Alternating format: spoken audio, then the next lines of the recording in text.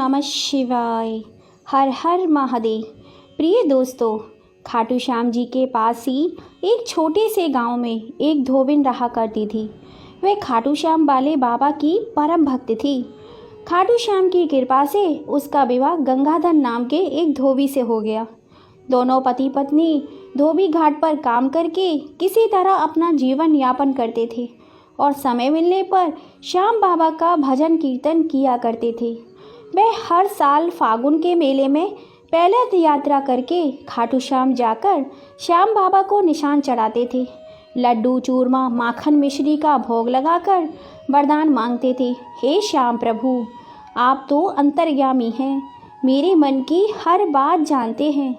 मैं निसंतान हूँ, आप मेरे आंगन के में एक नन्हा सा फूल खिला दीजिए। बड़ी ही कृपा होगी भगवान, बड़ी ही कृपा होगी आपकी। एक बार जब दोनों पति पत्नी खाटू धाम से अपने गांव वापस आए तो अचानक पति बीमार हो गया। धोबिन बेचारी बहुत गरीब थी, वो इसका इलाज ठीक से ना करवा पाई। प्रभु श्याम जी से दिन रात बस यही अर्जी लगाती रही, हे श्याम बाबा, मेरे पति को शीघ्र ही स्वस्थ कर दो। उनके सिवा मेरा इस गांव में और कोई सहारा नहीं है। लेकिन धोबिन को क्या पता था कि उसके पति की आयु विधाता ने इतनी ही लिखी है।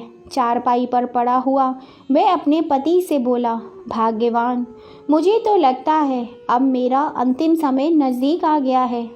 हमने श्याम प्रभु से बहुत प्रार्थना की कि हमारे घर में भी एक नन्हा सा फूल खिल जाए, तेरी सूनी गोद भर जाए, लेकिन लगता है प्रभु को कुछ और ही मंजूर है।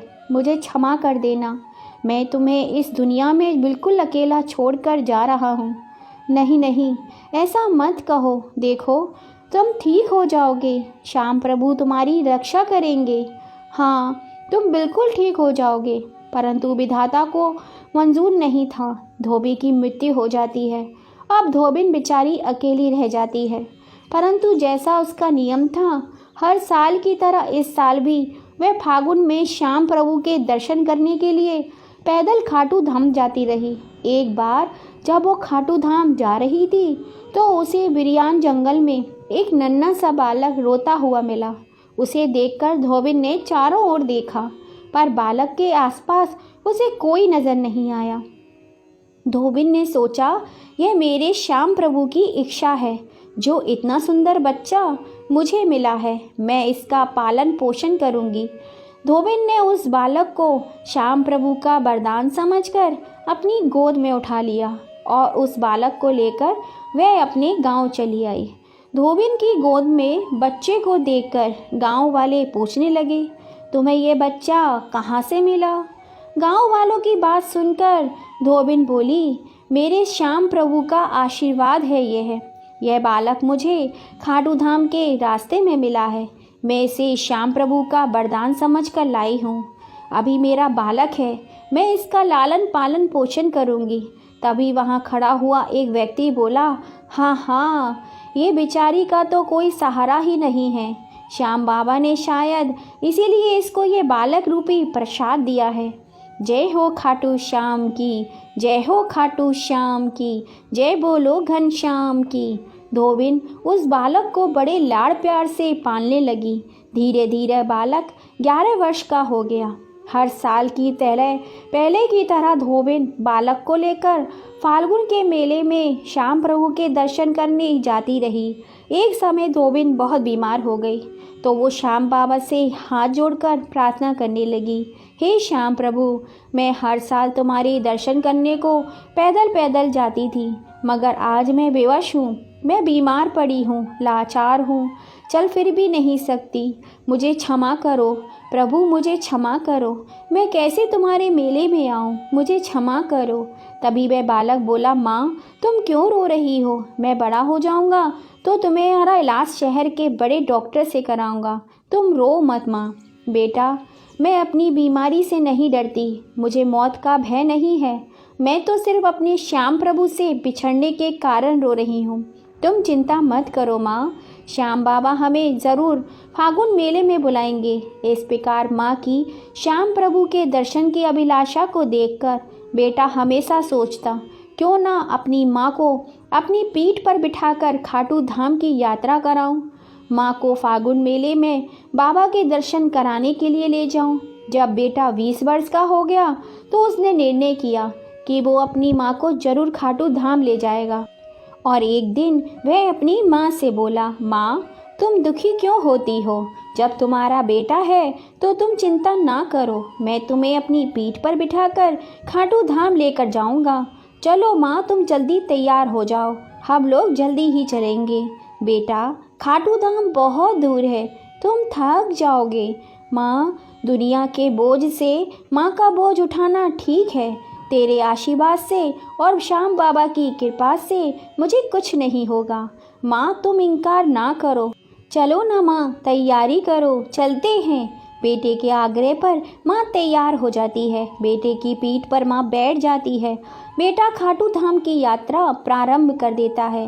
तभी रास्ते में बैठ जाता है तो कभी माँ को लेकर चलने लगता है। कभी श्याम प्रभु अपना चमत्कार दिखाते हैं। रास्ते में उन्हें एक गाड़ी वाहन वाला मिलता है। वह पूछता है, बेटे तुम कहाँ जा रहे हो और ये बुढ़िया तुम्हारी कौन है? बाबा, यह मेरी माँ है, बीमारी के कारण ये चल नहीं सकती, इसलिए मैंने अपनी पीठ पर बिठाकर खाटू धाम ले जा रहा हूँ। माँ की इच्छा है कि मैं श्याम प्रभु के दर्शन करूँ। वाह बेटा वाह, तुम धन्य हो जो अपनी माँ की इच्छा पूरी कर रहे हो। इस कलयुग में तुम श्रवण कुमार हो। धन्य हो बेटा, धन्य हो। अच्छा बेटा, तुम अपनी माँ को लेकर मेरी गाड़ी में बैठ जाओ। मैं भी खाटू धाम की ओर ही जा रहा हूँ, तो मैं वहीं छोड़ दूँगा। फिर वह लड़का मन ही मन सोचने लगा, मैं इस गाड़ी वाहन को जानता नहीं, मैंने कभी नहीं यहाँ देखा नहीं, अब मैं क्या करूँ? यह तो मेरे लिए बिल्कुल अनजान है।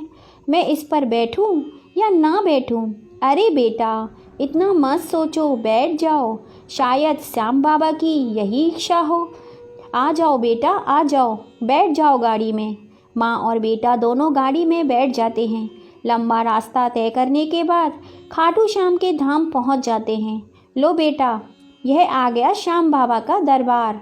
अब आप लोग बाबा के दर्शन करो, मैं चलता हूँ, मुझे ज़रूरी काम से कहीं जाना है। धन्यवाद बाबा, आपका बहुत बहुत धन्यवाद। धोबिन और उसका बेटा वहाँ उतर जाते हैं। जैसे ही पलट कर देखते हैं, गाड़ी वाहन अदृश्य हो जाता है। हाँ माँ, देखो ना, वो गाड़ी वाला कहाँ चला गया?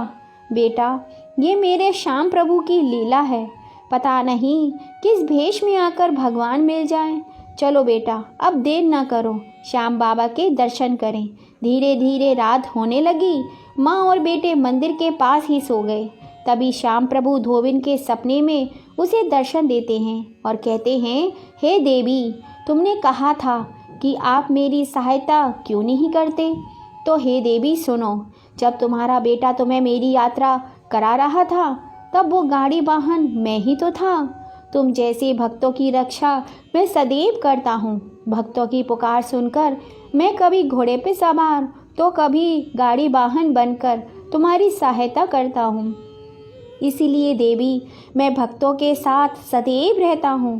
इतना कहकर श्याम प्रभु अदृश्य हो जाते हैं। अगली सुबह जब धोबिन से नींद से जागी तो श्याम प्रभु के सम्मुख हाथ जोड़कर क्षमा मांगने लगी। हे प्रभु, मैंने जाने अनजाने में जो भी आपके लिए गलती की हो उसे क्षमा कर देना, नादान अज्ञान समझकर माफ़ कर देना। हे श्याम प्रभु, यदि मुझसे प्रसन्न है तो मेरी विनती स्वीकार करें। हे नाथ, मैं आपसे कभी बिछड़ना नहीं चाहती, इसलिए मुझे हमेशा हमेशा के लिए अपने चरणों में ही स्थान दें, ताकि सदा सदा आपके चरणों में ही वास करूं।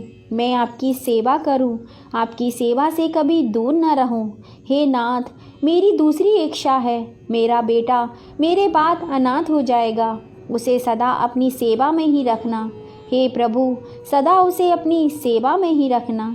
इस प्रकार धोबिन ने श्याम बाबा से अरदास की। धोबिन जैसे ही विनती करके मंदिर के आंगन में आई, उसे बड़ी जोर का चक्कर आ गया और वे वहीं गिर गई। माँ को देखकर बेटा घबरा गया।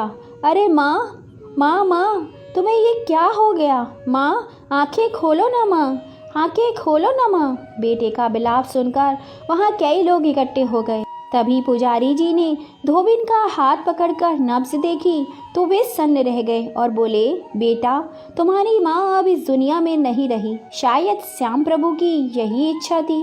परंतु पुजारी जी, अब मैं क्या करूँ? मैं तो बिल्कुल असहाय हो गया हूँ। मैं अपनी माँ का अंतिम संस्कार कैसे करूँगा? तभी मंदिर में खड़े कुछ लोग बोले, बच्चा, तुम चिंता मत करो, हम चिता की तैयारी करते हैं। हाँ, हम सब मिलकर तुम्हारी माता का अंतिम संस्कार करेंगे। तभी पंडित जी बोले, नहीं, इस देवी को अग्नि नहीं दी जाएगी। यह श्याम बाबा की भक्तिन थी, इसे समाधि में ही स्थान दिया जाएगा। वहाँ उपस्थित सभी लोगों ने उसकी बात को मान लिया और खाटू धाम से कुछ दूरी पर उसकी माता की समाधि स्थल बना दिया गया। वह धोबिन सदा सदा के लिए खाटू श्याम वाले बाबा के चरणों में बैठ गई और आज भी अपने प्रभु श्याम की सेवा में लीन रहती है।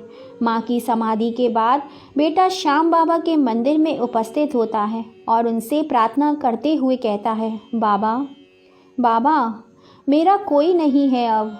आप तो हारे के सहारे हैं बाबा, मुझे भी सहारा दो ताकि आपके धाम पर ही रहकर मैं सदा आपकी सेवा करता रहूं, सदा आपकी सेवा में लीन रहूं। दोस्तों, जो बालक इस प्रकार अपनी माँ से बिछड़ गया था, वो श्याम प्रभु के वरदान से उस धोबिन को प्राप्त हुआ और खाटू श्याम का परम भक्त और श्याम बाबा का पुजारी बन गया। दोस्तों, इस कहानी से हमें यही प्रेरणा मिलती है, जो सच्चे दिल भाव से भगवान के ऊपर विश्वास करते हैं, भगवान उनकी डोर सदैव कसकर अपने हाथों में थाम कर रखते हैं।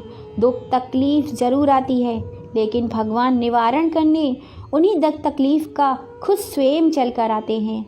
दोस्तों, आप लोगों में से किस किस ने फाल्गुन मास के इस पवित्र महीने में खाटू श्याम बाबा के दर्शन किए हैं? कमेंट करके ज़रूर बताइएगा। और कहानी पसंद आई हो तो ज़्यादा से ज़्यादा इसे अपने फैमिली फ्रेंड में शेयर कीजिएगा, लाइक कीजिएगा, सब्सक्राइब कीजिएगा और बेल आइकन को ज़रूर दबा दीजिएगा, जिससे हम जब भी कोई नई कहानी डालें उसका नोटिफिकेशन आप सबको सबसे पहले मिल सके। फिर मिलेंगे आप सभी से। जय खाटू धाम की।